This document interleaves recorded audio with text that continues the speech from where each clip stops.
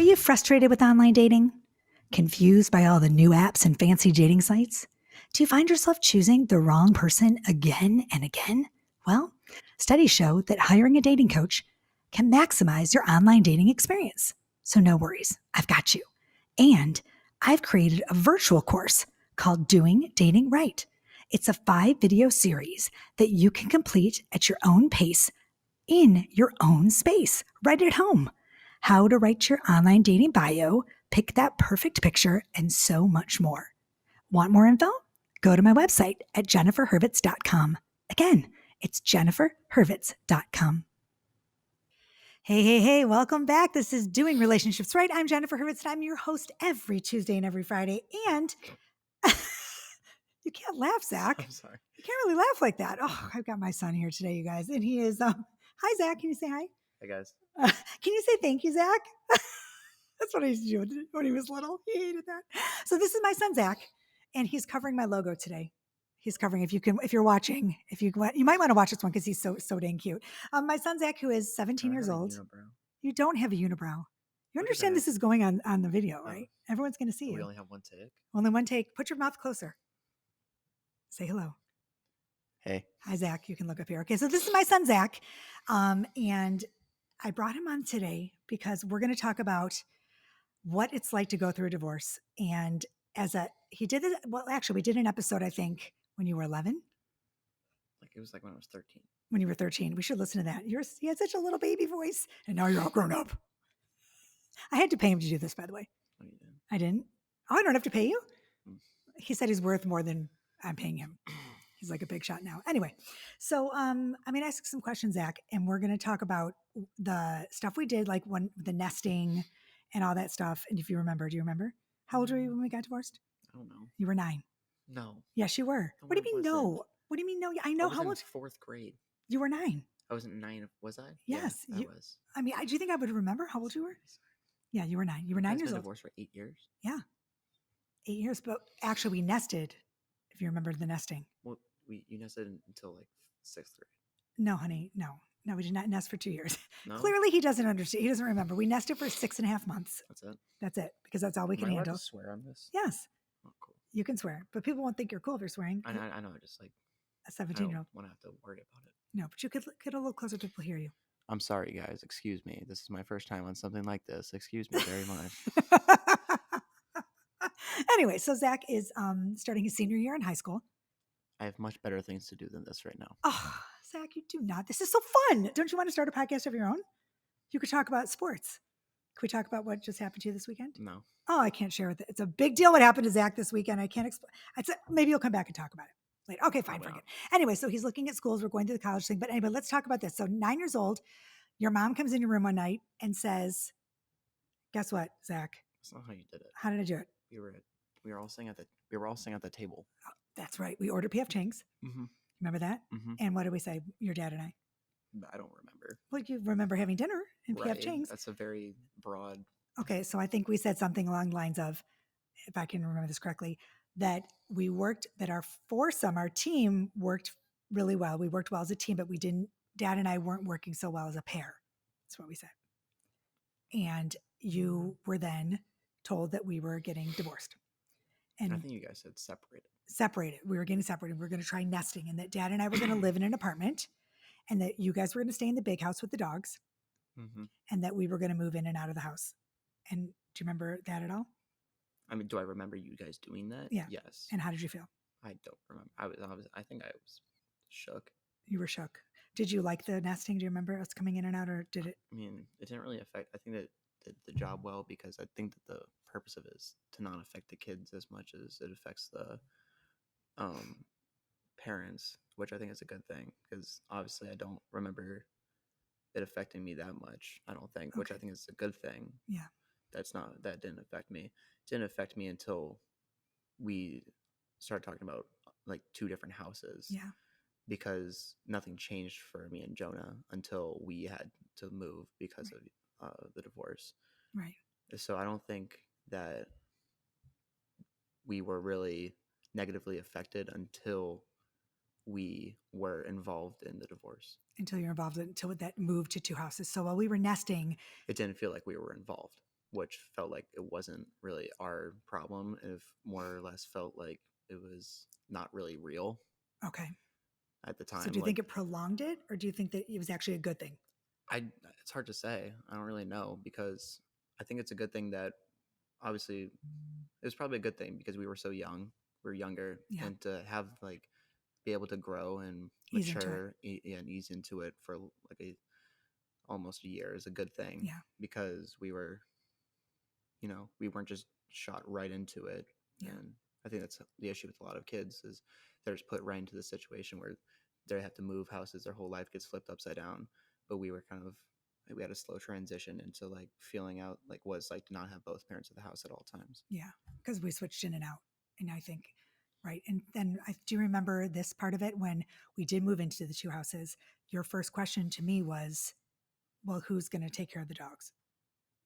You were real concerned about the dogs. And then your question was, who's going to, like, you were worried about who was going to kiss you goodnight every night and who was going to put that. Those were your big concerns. Do you remember that? Those are like young kid concerns. Yeah. Young kids.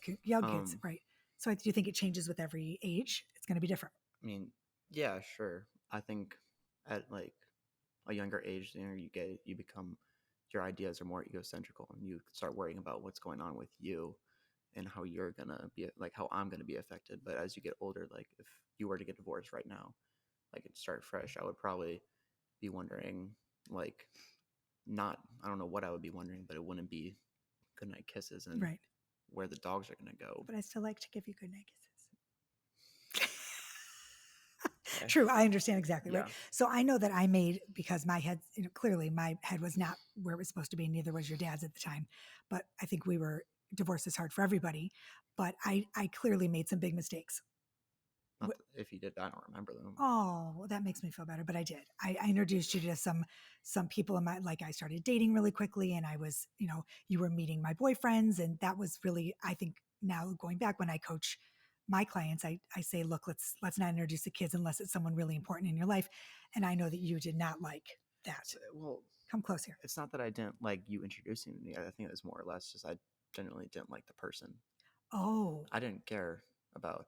I don't think I ever remember really caring too much about you and dad not being together, honestly. oh, It was more like I said earlier, like it was more egocentrical. Like egocentric. Yeah. I was more upset that I had to do certain things. Like I had to move different houses. I didn't really ever have time to think about you and dad situation. It was more just like, oh, this is annoying for me. I don't really care about you guys. Well, yeah, it was annoying for you. I mean, to go back and forth. That's why Dad and I tried really hard to get houses real close together, and we wanted you. But it was, no matter what you do, I think it's going to be a real big pain in the ass. Yeah, right? I was just too young and not mature enough to recognize the fact that you guys had something bigger going on, because I was just thinking about myself.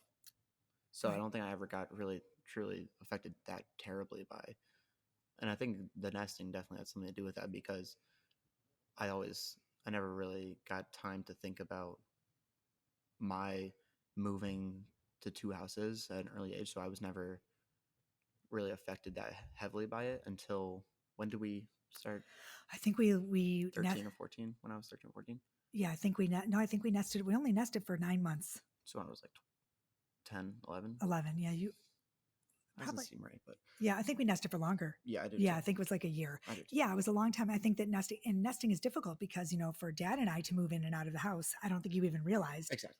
But actually taught us what, gave us an understanding of what you were going to be doing the rest of your life, if you think about it that way. Right. So I think we were more understanding when we did get to two houses that it was going to be a real big pain for you guys, like a real big pain. Like I know that when you forgot something at Dad's house, we were real, sympathetic and sensitive to the fact that we had to be kind about that. We never we were never like, oh my God, I can't believe you forgot your, yeah.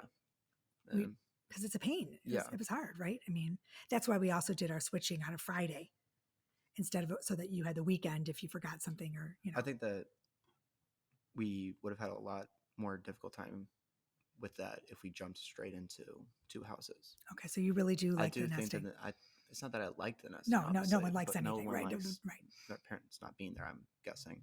But I think that it kind of trained us mentally. Okay. At least. That's interesting. I never thought about that.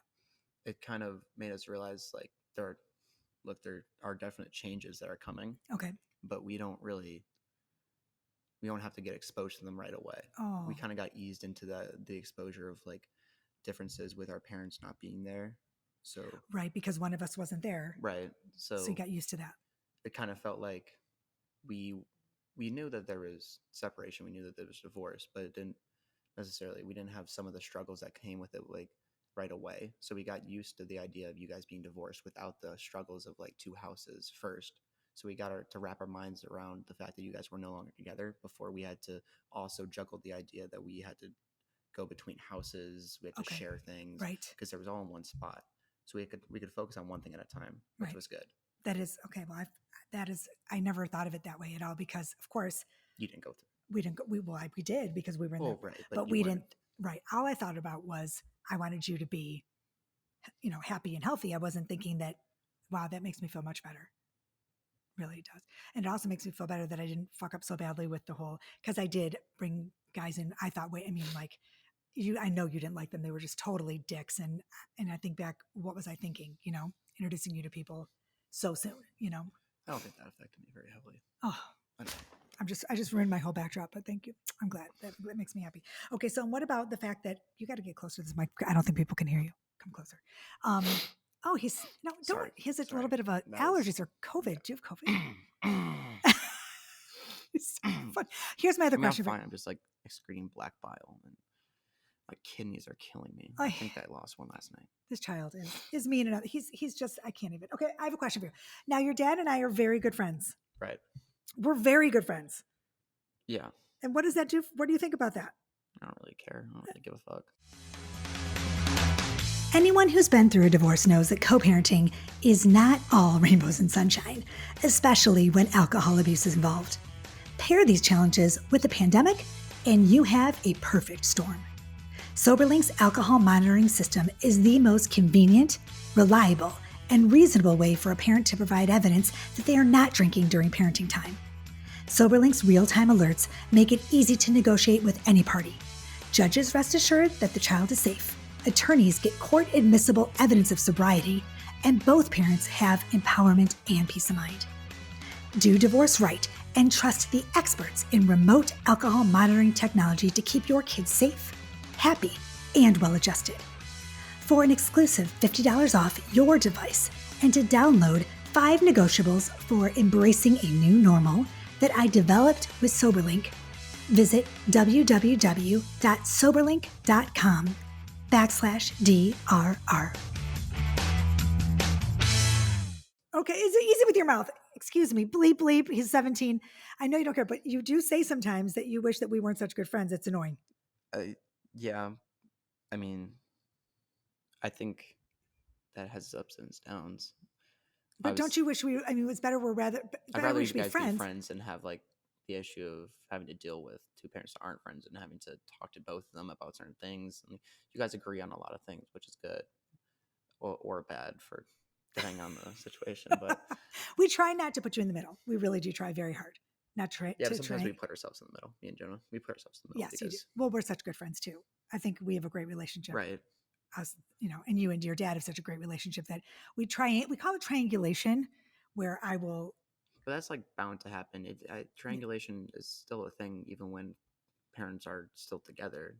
It's just so smart, my child. He's so smart. It's just that it feels a little more exaggerated because one person isn't there to be in the situation like head on. We have to like call them or text them. Like, for instance, I ask you like, "Mike, can I go to the beach with my friends?" You say sure, but you're like, "Let's ask Dad." Dad says no, but I go, "Well, it's Mom's week. It's her decision." You'd love to do that. That's obviously it's not.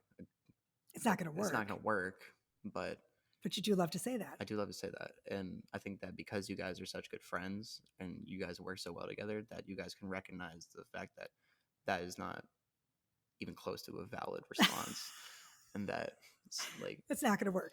I think you guys recognize triangulation better than me and Jonah do sometimes, or at least I do sometimes. Yeah.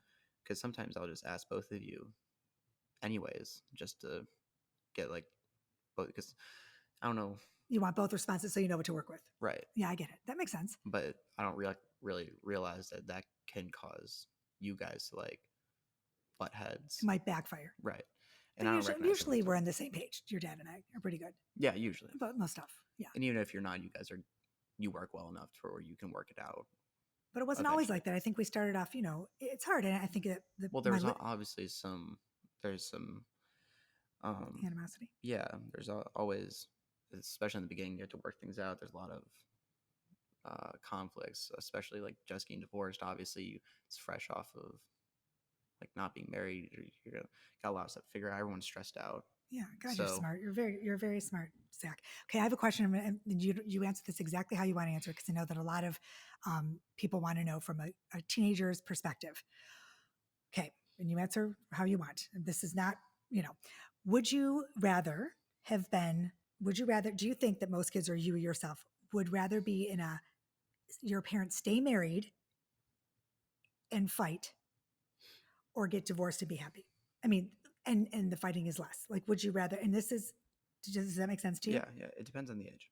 Depends on the age. Okay. Because when you guys first got divorced, before that, I didn't know you guys fought. Right, because we didn't fight in front of you. But I don't know how other parents would do that. Right. So in my case, I would rather we stay together. Stay together. If I'm young, obviously I want you guys to stay together. If I'm not seeing anything, right. I think a part of what made it hard for me when you guys got divorced is that I never saw you guys fight. I know. So it didn't make a lot of sense for why you guys wouldn't be together. I know. And which is, obviously it's a good thing that you guys didn't fight in front of us. But it's also really confusing for a 9-10-year-old kid to understand why his parents are no longer together.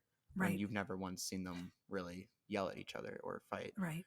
That must have been like I can't even imagine. Right. But at the same time, if I'm 17 years old, we can understand it.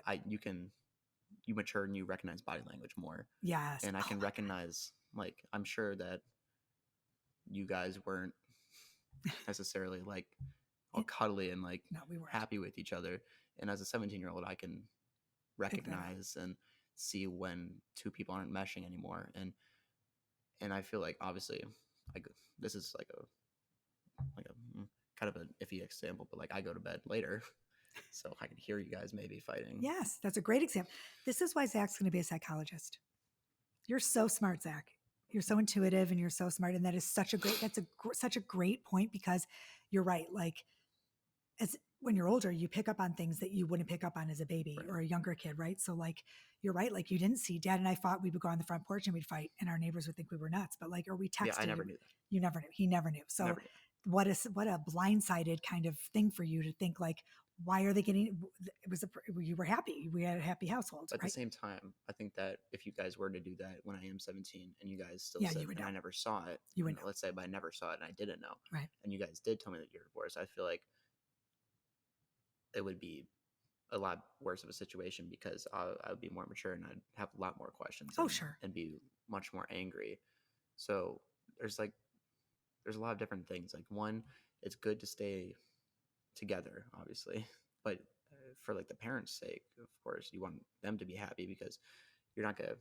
I don't want to necessarily say this, but like, it has effects on parenting if you're not happy. That's exactly right. Like, if you're not happy in a marriage, it's going to affect your children. And so I don't want to encourage. No, say it. I don't want to encourage divorce at all. But like, don't stay together if they did the right thing, because it was better for us to understand how relationships should work and how it affects everyone when two people aren't happy in a relationship. It affects everyone else around them. And it really makes everyone's life a lot more difficult for that to happen. So I think they did the right thing. If they were to stay together and keep fighting, it would really affect them really negatively. I know it did for like, I'm sure you guys wanted to get divorced earlier than you guys did. Yeah. Why? Yeah. As soon as you moved to Charlotte, probably. Yeah. Yeah. But like, it's a good thing that you guys got divorced early, because I never noticed that you guys ever had anything going on. Oh, good. So that makes me happy. It was confusing, but I'd rather you guys get divorced and be the good parents that you are, than to stay together and have faults as parents, like not as much attention, kind of neglecting your children because you have inner demons like that you're fighting because you're pissed off at your husband or something. So you're very smart. Wow. I mean, I don't know. That's just like, I hope everyone's listening to this, and I hope that you, moms and dads and everybody, yeah, because that's what I coach, and that's my books. You should stay together if you can work it out and be happy. But if you're not, then you need to be able to move on. And that's exactly right. You're And exactly even if you're not happy in your divorce, obviously divorce isn't going to make you immediately happy. no, God, no. It's still better because you don't have to deal with the other person. Because Right. if you are mad, But you can get over it. I mean, you can work on it. You can find that happy place again. You're not going to be able to work on it if you're stuck in the marriage. Right. I feel like unless two people will work unless you're together. willing to work together to Yes. fix it. Both people. Both, and that's hard to do. It is hard. It is hard. It takes a lot of commitment. Okay, one more question, then we can be done because I've held you long enough. It's been 19 minutes. You're doing such a good job. Thank you, baby. Do you think what do you think like about moms and dads or parents who stay together until the kids go to college? It really just depends on. And then the kids go to college and they get divorced, and then the kids are like, oh my God, my parents have been faking it for my entire life, and now do you think that's any different, or do you think I that think it's just kind of all the same? Just no. I just think No. it's no offense, but it's kind of fucking stupid to do. Yeah. Like I'm 17 years old, and I think you're gonna know. You're gonna know. And if you recognize your parents aren't happy together, like I would recognize that personally, I think. Yeah, of course. And I don't know, it's hard to say, but I think if you're leaving for college and your parents get divorced, you're definitely like, thank you for not putting me through that, I guess. Right. But at the same time, you're kind of questioning why they would do that. Obviously, they would do it for you as your kid, but you want your parents to be happy. Yeah. So I think it's not going to affect the kid as much, which is good. But from a grown-up standpoint, like it's just torture. Yeah. And sometimes as a parent, you have to, I think you always said there's 99% of the time for your kids, and then you have 1% of the time for you. That's one of those things where like 1%, like you can stretch that to like 50%. Like you being happy is going to rub off on your kids, so that making yourself happy is going to let your kids also be happy. Absolutely. So, yay. See, I did something right. I taught you something. Yeah. I mean, that's sneeze. Okay. Hold on. Go that way. We'll block it. I got to sneeze. He's got to sneeze. Look that way, please. I'm going to lose it. You're going to lose the sneeze? I'm going to lose it. What does that mean? I'm not. You're going to lose the sneeze? I can't sneeze. Okay. He can't sneeze. Well, we'll be done and then he'll sneeze. Okay. So everyone, I just think Zach, you're amazing and I love you. And I'm so glad you're going to be here for another year because Jonah's gone, and now we're very sad because, he's not sad. You are sad. Yeah. He's done. He's done. Okay. So everybody, this is Doing Relationships Right. And this is my son, Zach. This is Zach. This is Zach. Signing out. Signing off. Signing. I don't know. We always say peace, love, and truth. Are you going to say that? No. Zach refuses to say. How about peace out? Deuces. No, not that either. I'm just going to stay classy, San Diego. The whales. Just stop talking. Okay. I have to stop talking. Anyway, so Jennifer Hurwitz, and it's Doing Relationships Right. This is Zach. What is this? Zach and Jennifer. No, just Zach. Just Zach. Okay. Anyway, we're going to go now. So peace, love, and truth, everybody. Have a great weekend. Oh no, this is a Tuesday. I don't know if I'm going to do a Tuesday or Friday. I don't know what I'm doing with this. Who cares? Anyway, have a great day. Do something wonderful for yourself. And if you listen to this, please do listen with your children. Listen with your kids. Or don't. We don't really care. Just listen. Just listen. Peace, love, and truth. You guys have a wonderful day, and listen to Doing Relationships Right all the time. Right? Bye, everybody. Thanks.